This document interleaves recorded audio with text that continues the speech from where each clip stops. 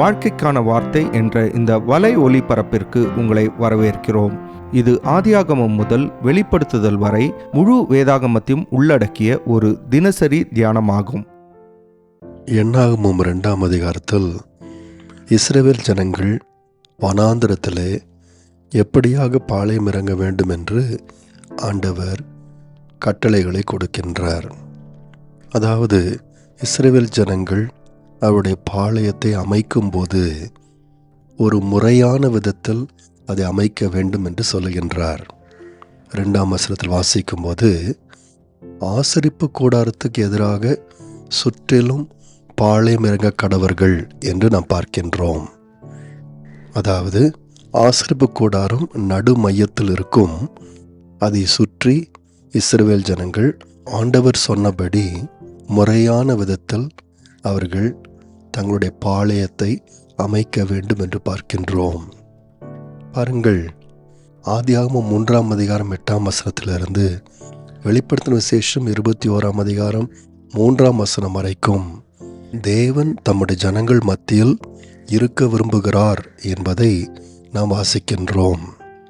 பழைய ஏற்பாட்டு தீர்க்கதரிசிகள் கூட ஒரு நாளில் ஆண்டவர் தம்முடைய ஜனங்களிடத்தில் வந்து அவர்கள் மத்தியில் தங்கியிருப்பார் என்று வாக்கு பண்ணினதை நாம் பார்க்கின்றோம்.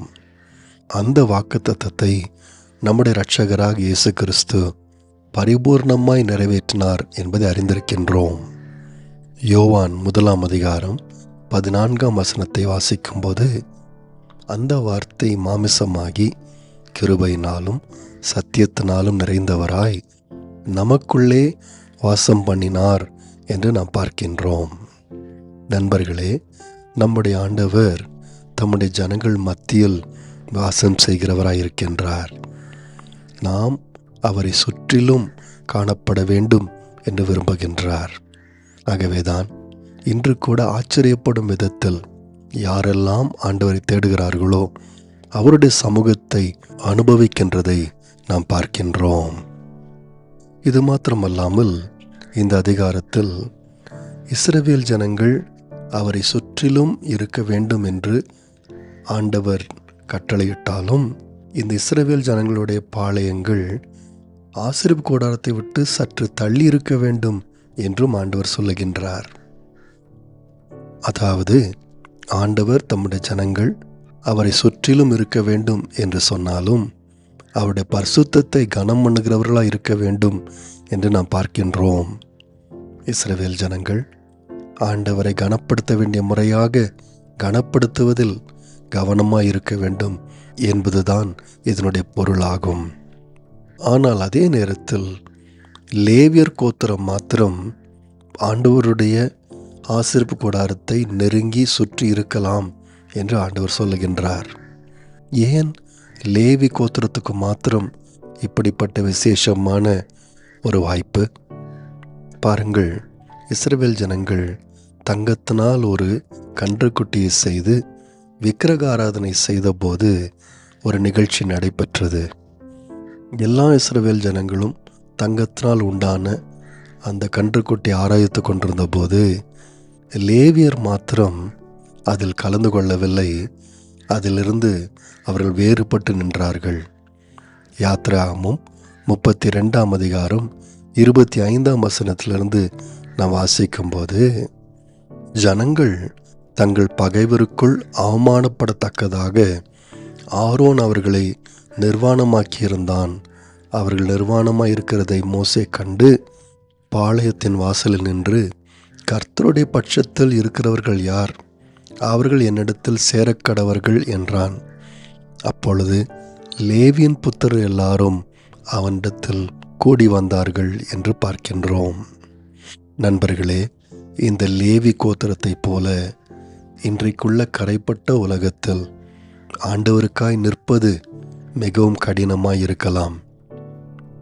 ஆலயத்தில் ஆண்டவருக்காய் நிற்கின்றோம், ஆண்டவரை பின்பற்றுகிறோம் என்று பாடுவது சுலபமாய் இருக்கலாம்.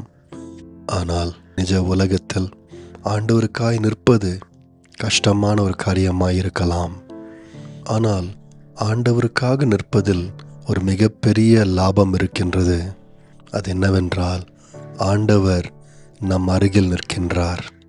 இந்த லேவியர் ஆண்டவரை கனம் பண்ணினபடியினாலே ஆண்டவரும் அவர்களை கனம் பண்ணினதை நாம் பார்க்கின்றோம்.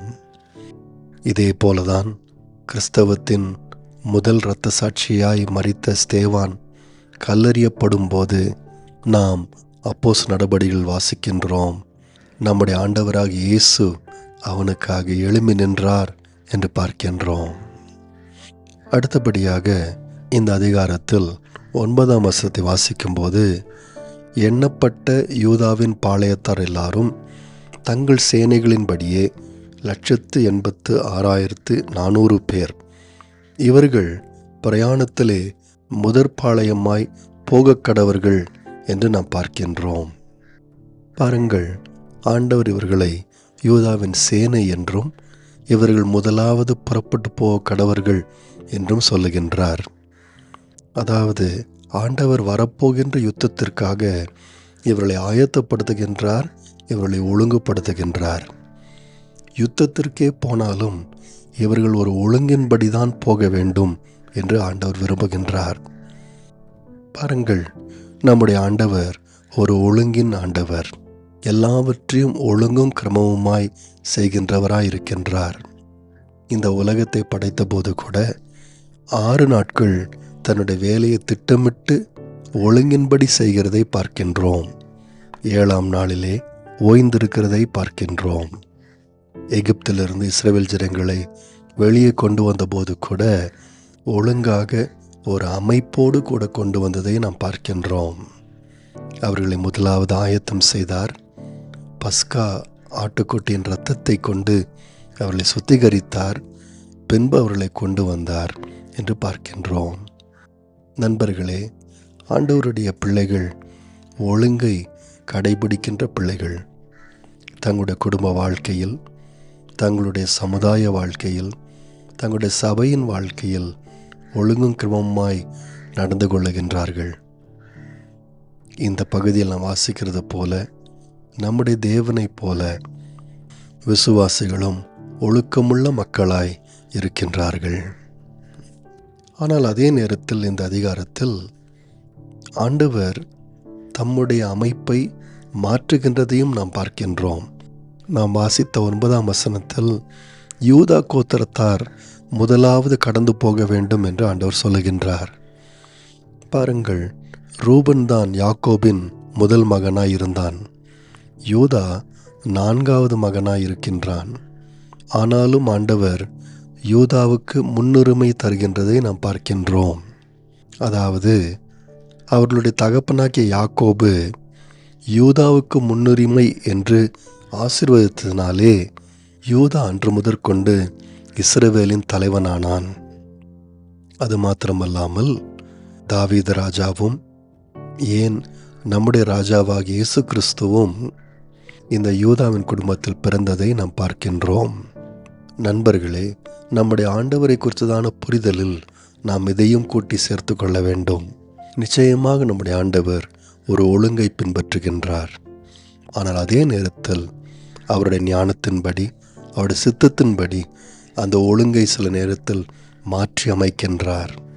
இப்படி நாம் சொல்வதனால் ஆண்டவர் எதேர்ச்சையாக யோசிக்காமல் உணர்ச்சி வசப்பட்டு செயல்படுகிறவர் என்று அர்த்தம் அல்ல. இதனுடைய அர்த்தம், ஆண்டவர் பொதுவாக ஒரு ஒழுங்கை பின்பற்றுகிறவராய் இருந்தாலும் அவர் இறுக்கமானவர் அல்ல. ஆகவே தான் வேதத்தில் நாம் வாசிக்கின்றோம், அநேக நேரத்தில் தேவனுடைய பிள்ளைகள் ஜெபித்த போது தேவன் மனம் மாறினார் என்று பார்க்கின்றோம். நம்முடைய தேவன் இறுக்கமானவர் அல்ல. நம்முடைய தேவன் தம்முடைய ஜனங்களுடைய ஜெபங்களை கேட்டு மனம் மாறுகிறவராய் இருக்கின்றார். நினிவே பட்டணத்தார், மோசே போன்றவர்கள் ஜெபித்த போது கர்த்தர் மனம் மாறினார் என்று பார்க்கின்றோம். இதனால்தான் தேவனுடைய பிள்ளைகள் ஆண்டவருடைய இந்த குணாதிசயத்தை அறிந்தபடியினால் ஊக்கமாய் ஜெபிக்கின்றார்கள், ஆண்டவரை தேடுகின்றார்கள். நேயர்களே, இந்நிகழ்ச்சியை கேட்டதற்காய் நன்றி. மீண்டும் ஒரு புதிய அத்தியாயத்துடன் வாழ்க்கைக்கான வார்த்தையில் நாளை சந்திப்போம்.